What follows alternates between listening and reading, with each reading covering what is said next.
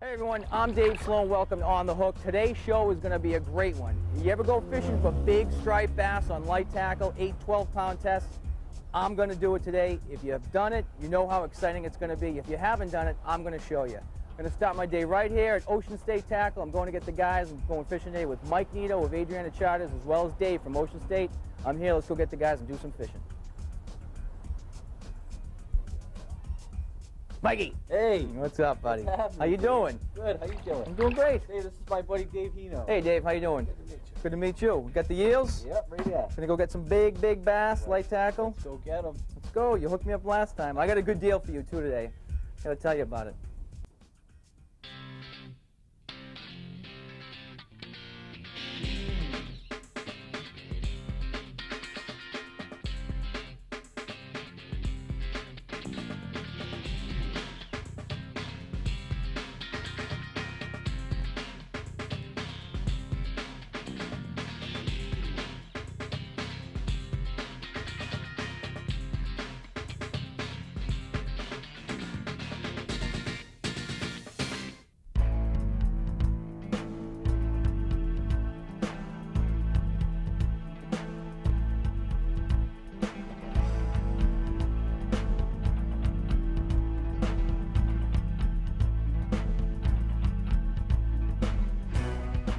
Fishing back, get these lines and then definitely here, marking some big fish under the boat.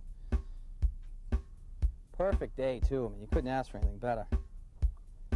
You could, but you probably wouldn't get it. Oh, that's a good fish right there, Mike. I think. No, yeah. All right, here's the deal. I told Mike that he gets me a 50-pounder today. I'll dye my hair any color that he wants, or I'll let him shave my head. So, you get me a 50, it's gotta be 50. Last year Mike got me my 43-pounder. This year I'm looking for my 50. Yeah, he's still pulling. It can be over 50, yeah. The striped bass, Marone saxatilis. The striped bass, or striper, is one of the most avidly pursued of all coastal sport fish, ranging from the St. Louis River in Canada to northern Florida. The striped bass has a large mouth, with jaws extending backward to below the eye. It has 2 prominent spines on the gill covers. Oh, yeah. I got about 50 pounds of drag on this right now, so this has got to be like a 90-pound bass. What do you think he is? No, look at him. Look.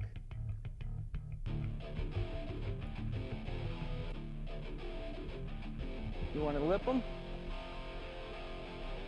I'll lip him. I'm afraid to touch him.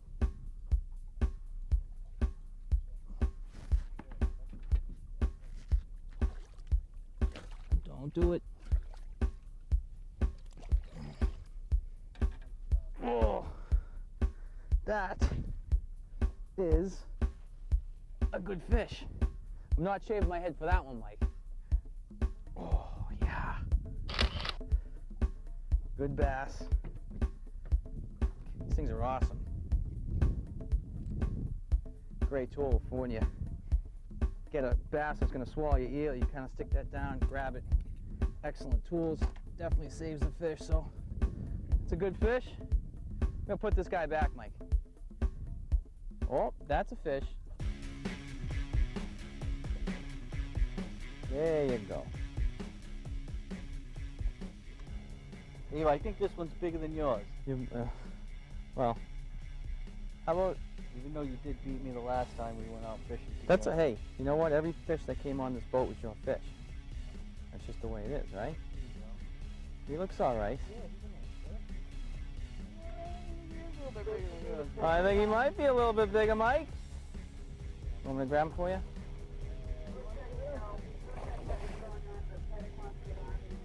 Come on. No, I just want his head. Come on. There we go. Oh, come on, buddy. Bring him back here. Don't you touch this fish. This is mine. No. Get over here. Are you kidding me? This is a joke, right? Give me him. All right. There you go. Meanwhile, look at this. I got a fish absolutely screaming my line up. You take him. Oh! You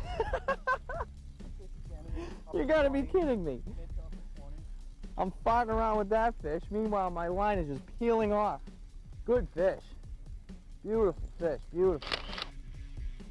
Hear that though, Mike? I'm gonna let him Hear go. that? Listen. Hear Oh, that? I love that. That is the sound. Oh, that you just love to hear. So would you say this is really your fall migration of stripers coming through here? I mean, you guys get resin fish all year round, but you're starting to see some bigger numbers? Yeah, we're getting bigger bodies of fish coming through the past 2 weeks. Yeah.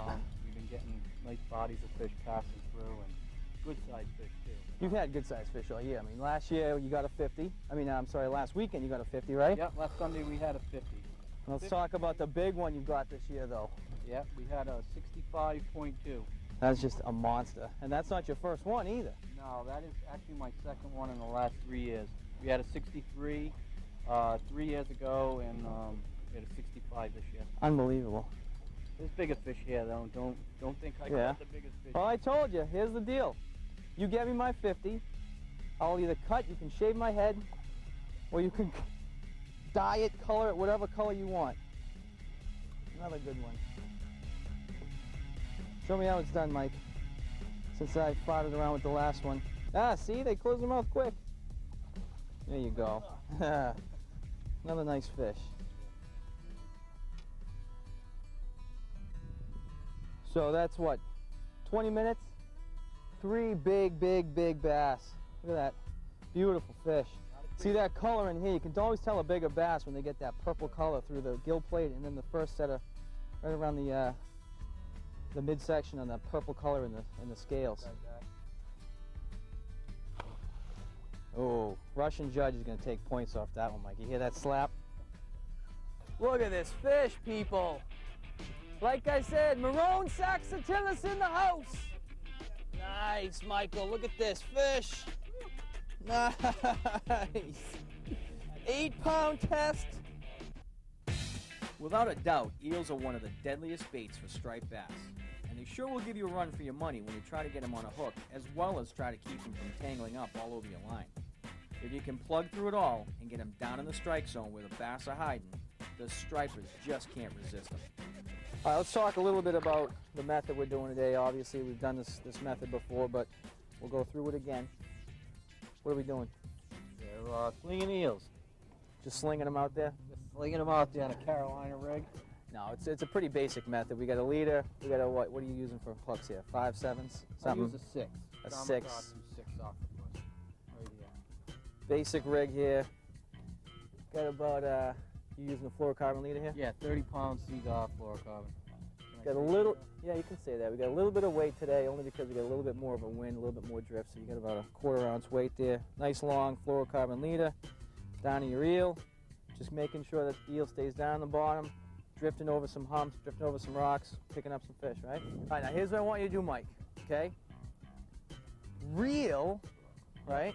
Like this? Yeah, a little, just go easy, and then pick the rod tip just a little bit. Now reel, there you go. Yeah, now that's how we get a fish in the boat.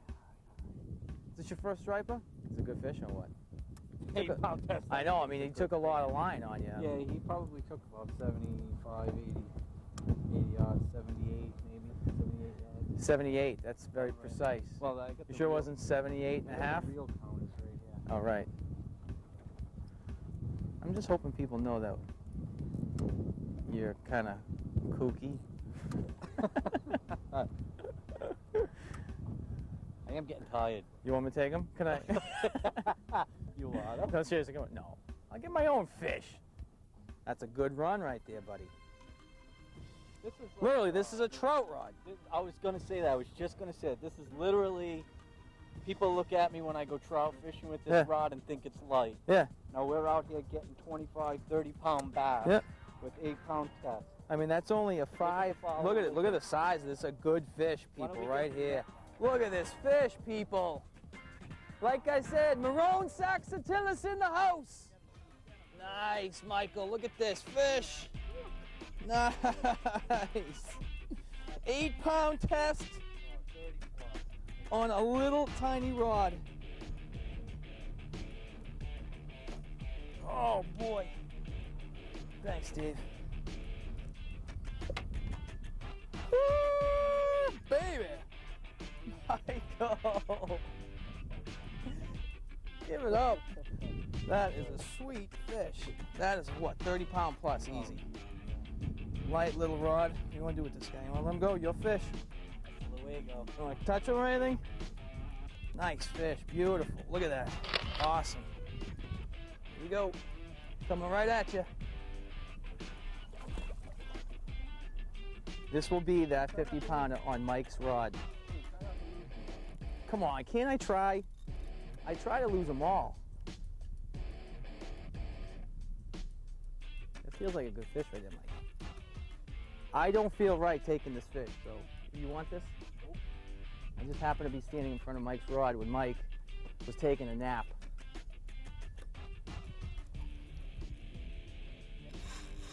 It's a St. Croix, in case you're wondering. Okay. There you go. Mike gets sponsored by St. Croix, so we'll give him the plug. That's a big fish right here. Look at this fish. Yep. You want to grab him for me? Yep. I'll aim him back to you. Got a line. Whoa, nice. Let's watch the tip. I'm gonna watch it. Nice. Let's see what we got here. Oh, boy, yep. That is a big, big striper. Oh man, that's a good fish right there. Look at that. Beautiful fish. Beautiful, beautiful fish. Well, we're gonna keep catching these up. Stick around. We come back and do some more striped bass fishing. Beautiful big fish. Let this guy go.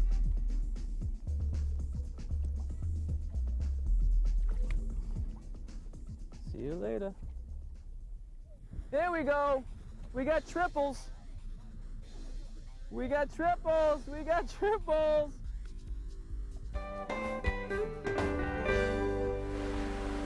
Well, you know, another fantastic day fishing always ends up right here in the kitchen. And I'm here with CJ, who's head chef at the Spring House Hotel. CJ, we got some nice striped bass. What are we going to do today? We're going to do a simple seafood bouillabaisse that consisted of some New Jersey heirloom tomatoes, some little necks and clams that are local from Rhode Island, herbs, cilantro, parsley, and thyme. Okay. Saffron, which is the key ingredient to a bouillabaisse. Okay. It adds that nice flower aromatic flavor to it, and it gives the bouillabaisse its rose color. Okay. Okay. We have some pancetta, which is going to give you that earthy flavor of bacon. Fingerling potatoes. They're small, a little sweet in flavor. Shiitake mushroom, some Gulf white tiger shrimp, and some Maine lobster. All right. And we have some great striped bass that was caught by you, I guess, this morning. Yeah, it was. All right, well, you know, I like to get my hands dirty, so Sure. you got to put me to work here. All right, let's do it. We're going to season up our striped bass first. Season both sides of the fish, all right? So let's pan fry this. We're going to sear pan it. fry that. We're going to add some clarified butter to one of the pans. Now what we're going to do, we're going to get this pan nice and hot. We're going to add some clarified butter to the pan. Yep. Get that nice seasoning, get that nice smoke. Let you know that the pan's ready to go. Okay.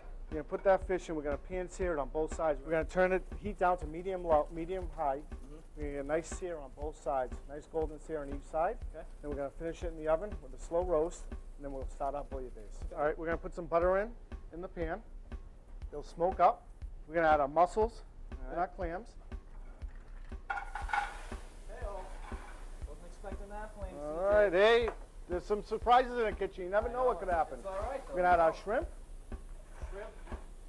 our mushrooms. We got some pancetta bacon. We're going to add our Swiss chard. We have our fingerling potatoes. All right. We're going to add a couple pinches of saffron. Couple pinches. We're going to add some white wine. So what we're going to do is we're going to take another pan, cover it. Is that to steam the That's mussels we're going in to there? steam the mussels and the little necks open, and the shrimp is going to lightly cook. Cool. All right, we're going to turn that down to a medium low. That's our bouillabaisse. Now what's in that, just so we know? Okay, what we have in here are New Jersey heirloom tomatoes. We have a couple different kinds. We have some zebra tomatoes. We have some yellow vine ripes, and we have some plum Roma tomatoes. Okay. In that bouillabaisse, we Oh, also have smells some lemongrass, some cilantro, roasted garlic, celery, and peppers. So Ooh, again, it's coming together. we're going to cover it. We're going to let that come up to a nice heat, a nice simmer, and we'll be ready to plate. Okay, so we can bring the pan on over. We have a nice bowl here, nice deep bowl. Okay. What we're going to do is you're going to spoon all that mixture right into this bowl. Okay, we're going to put the fish right in the center of the bouillabaisse. All right, well, let me go try this. Let's go. All right. Nice dish. Thanks, buddy. Excellent. Oh, man, that's good. I want to get one on that little rod. Look at my eel on the surface. Watch it right there. It came up. Here we go, Mikey. This rod is ridiculous. I'll tell you what, you get a fish, a nice big striped bass like this on these light, ultra light gear, ultra light tackle, and it isn't for a fight. There's nothing you can do when taking that line like that. But that's okay. You don't want too much drag on this ultra light gear either, because you're going to snap the line. You want to let him take the drag, work himself out. Oh, look at this fish. That's a nice fish. Nice fish. Loving that. Nice. 8-pound test, big bass, baby. Oh, look at this. Awesome. Are you kidding me? Come on. Look at these little tiny rods. We're getting big bass, though. Big bass. Absolutely loving it, Mike. Loving it! Awesome. Thank you, my friend. 8-pound test. Beautiful fish. Beautiful fish. Let's get him in. I'd love to get another one. Give me a second for my wrist to get back in gear. This is Jay, the cameraman, on his first striper. We were having such a great day and getting so many fish that it was time to share the wealth by putting my cameraman, Jason, on a rod for his first big striped bass.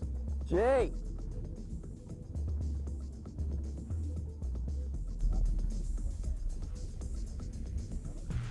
Nice, Jay. Is your first fish, your first striper? There you go. Nice. One thing you definitely want to be cognizant of is when you're fishing for these fish in these types of conditions. We started out the day, it was real calm, low wind, we weren't using any weight. Eel's natural tendency is to go straight to the bottom, so we didn't need any weight at all. They were taking themselves down the bottom anyway to where the stripers were. Wind picked up a little bit, we went to about a 1/4 ounce weight, egg sinker. Wind stopped again, took the weight off, just a more natural presentation. So you gotta always adjust your bait and be willing to adjust your bait depending on what the conditions put in front of you. Striped bass normally do not migrate during the first 2 years of life. However, adult stripers generally migrate north in the spring and summer months and return south in the fall. Mike, you guys just got way too many stripers down here. Gotta do something about that. What about the relocation program? We relocate these guys? Jay, now why is it when you pick up the rod, you got that little guy, and then when you're out of the game, the big boys come back in? Awesome, awesome, awesome. Look at this fish, just giant. There we go. We got triples. We got triples. We got triples. Triples. All right, now how am I going to do this? We got triples. I'm going to try to process this fish, get this guy in the boat. Here, camera guy, hold this. Thank you. Oh, yeah. Hoo-yah! All right. Hold on. Wait for my, yeah, hold on, hold on. Dave from Ocean State Tackle. Oh, yeah! Leave my friends alone!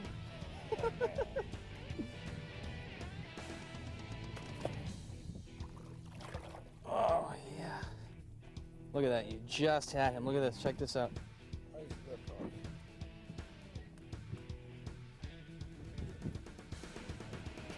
Look at that. That's the boy you were waiting for, right? Well, another good fish. a little small, but we'll catch it. Great in the sun though, you can see that purple I was talking about earlier on the scales. Looks awesome. I'd say tell a big fish. There you go. We got him, buddy. That's a good release too. Hey, stay hooked. We're gonna come back. We're gonna catch some more big striped bass. There's a bite. Oh! Thank you, God. A little loose. See how that works? You gotta have a little faith, you know? Please, God, please get me a striper, please. Please, God, one time. Striped bass, and I'll never ask you for another fish as long as I shall live. Please just make him bite this eel, and don't let him bite theirs. Bite my eel, and let me catch all the fish. Please, one time, God. Look at my line, let the fish bite me, and let those guys get no fish. Please, God. What? Everything's cool. I'm just talking back here. I'm just, you know, talking myself into it. Oh, yeah, there's a bite. Oh! Thank you, God.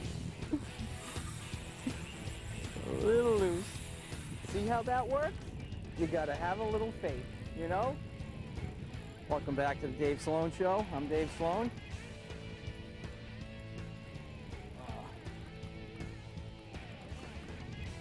Oh, yeah.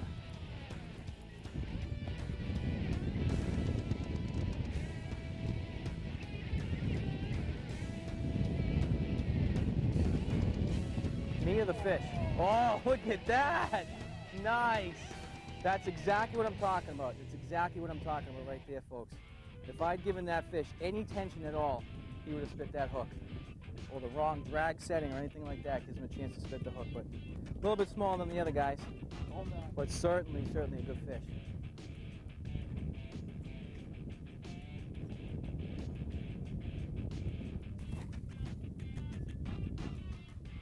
See that? Right there, you know what that was? That was my godfish. That's right. This is the second show that I filmed here at Block Island with Captain Mike. But if you look at all the fish and all the fun that we had, can you really blame me? When I fish other areas looking for that elusive 50-pound bass, I never really feel like I'm going to actually hook into it as much as I do when I fish here. I guess when you're playing on your own home turf, you can do things like Mike did at the end of the day by getting 3 solid fish right in a row. Well, that's going to wrap up today's show. I want to give special thanks to Mike Neto. Mike, thanks so much for putting me on some big striped bass down here in Rhode Island on light tackle. It was a lot of fun. Hope you guys enjoyed watching it. We'll see you right here next week when we get back at it right here on the hook.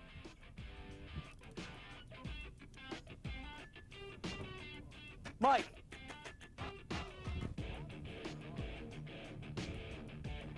Can I fly fish with a spinner reel? What up? Yo! That's going to wrap up today's show. I want to give special thanks and a shout out to Mike, my man, shout out with the Adrianna shout Yo. We'll check it next week. You want to roll that one?